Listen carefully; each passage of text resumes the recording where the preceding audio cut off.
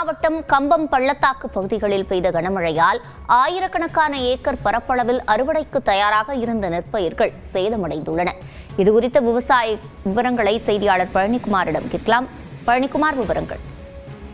சிவரஞ்சனி, தேனி மாவட்டத்தில் lower camp முதல் பழனிசெட்டிப்பட்டி வரையிலான 14,707 ஏக்கர் நிலங்கள் கம்பம் பள்ளத்தாக்கில் உள்ளது.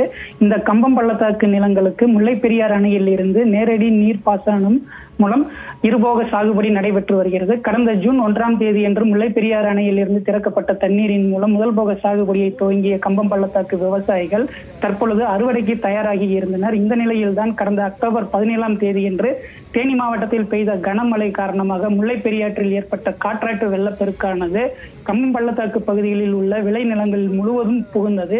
இந்த விளைநிலங்களில் காற்றாற்று வெள்ளம் புகுந்ததினால் அறுவடைக்கு தயாராகி இருந்த நெற்பயிர்களில் பல்லாயிரக்கணக்கான ஏக்கர் நிலங்கள் நீரில் மூழ்கி சேதமடைந்தது.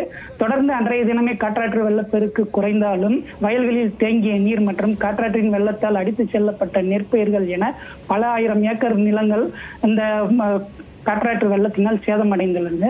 உழவு, நடவு, உரம், களை எடுத்தல் என முறையான 4 மாத பராமரிப்பிற்கு ஏக்கருக்கு ஏறக்கூடிய 35,000 வரை செலவு செய்து பராமரிப்பு செய்து அறுவடைக்கு தயாராகி இருந்த இந்த நெற்பயிர்கள் முழுவதும் கனமழை காரணமாக சேதமடைந்துள்ளதால் தமிழக அரசு உரிய இழப்பீடு வழங்க வேண்டும் என கம்பம் பள்ளத்தாக்கு விவசாயிகள் கோரிக்கை விடுக்கின்றனர். சிவரஞ்சன், விவரங்களை வழங்கியமைக்கு நன்றி பழனிக்குமார்.